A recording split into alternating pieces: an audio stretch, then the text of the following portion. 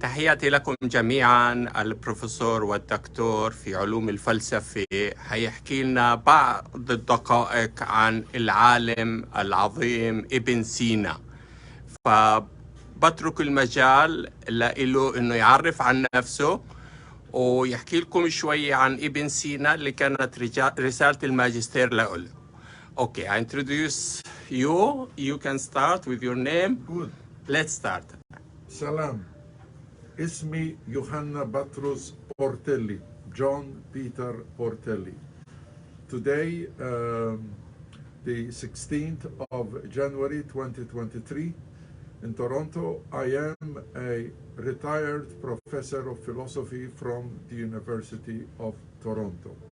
I have taught in Canada since 1982, and I studied at McGill. I did my master's and my PhD in philosophy at McGill, Montreal. But my master's thesis was on Islamic philosophy, and therefore I learned Arabic so I could read medieval philosophy Arabic texts. And I focused on the work of Abu Ali ibn Sina, in the West known as Avicenna. In the mainstream books of philosophy, Arabic philosophy is usually described as nothing but Greek philosophy in the Arabic language. This claim always bothered me. I find this claim to be very colonial. I was working at a time when Mahmoud Darwish and Edward Said were writing about the problem of Orientalism. So of course I was influenced by their thinking. So when I looked at the work of Ibn Sina, who was a medical doctor, a psychologist, a biologist, but also a philosopher, a falsafa, I focused on his concept of imagination. And I analyzed his concept of imagination in a text of Ibn Sina called De Anima, on the soul. I also read the same work, De Anima, by Aristotle, on imagination. And when I analyzed the concept of imagination in Aristotle and Ibn Sina, my analysis showed that the concept of imagination in Ibn Sina is not a Greek reproduction in Arabic, but the concept of imagination in Ibn Sina built on the work of Aristotle, but also he developed a more refined understanding of imagination, and therefore it is not simply a copy of Greek philosophy in Arabic. But Ibn Sina, when it comes to the concept of imagination, he developed the concept further. There were other studies already done on the concept of being. And again, when it comes to the concept of being, it was argued with evidence from Ibn Sina that he was not simply reproducing Aristotle, but developing the thought of Aristotle further. So, my conclusion was that the claim that Arabic philosophy is nothing but a reproduction of Greek philosophy is incorrect. Arabic philosophy during medieval times in Europe, we refer to them as the Dark Ages.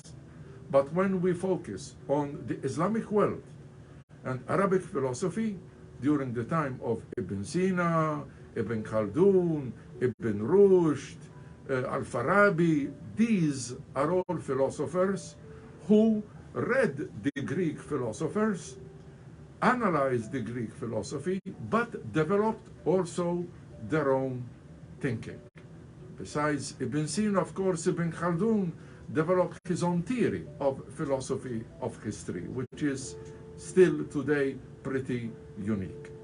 So my point ultimately is we have to be careful with Western European colonial thinking, because it tries to make claims which are not well-founded and put the Islamic and Arabic world in a negative light. Thank you. Thank you so much, Doctor. Professor, let me explain to them in my language. Okay. Hopefully I will be succeed. الأستاذ الدكتور البروفيسور يوحنا من مالطا، من جمهورية مالطا، بحث في الدكتوراه في جامعة ماكيل في مونتريال في كندا عن موضوع ابن سينا، العالم المسلم الشهير المعروف بعلومه الطبية وأبو الطب وأبو المعرفة. بس البحث تاعه كان من خصائص تانية ومنهجية تانية لابن سينا للناحية الفلسفية، وتقديم فلسفة جديدة عكس اللي بيظهروا الدارسين والعلماء والفلاسفة الأوروبيين أو المستشرقين، إنه هذه العلوم وهذه الفلسفة اللي جاءت من ابن سينا كانت منقولة عن علماء اليونان والحضارات القديمة، وأثبت إنه هذا الحكي مش مزبوط. ابن سينا أخذ المعلومات هذه، طور منها، أضاف لإلها. مزبوط؟ You understand my language? You agree? I agree. You said it correctly. Thank you. شكرا. ووضعوا للعالم بالطريقة المختلفة عن الحضارات السابقة. هذا بالنسبة للفلسفة.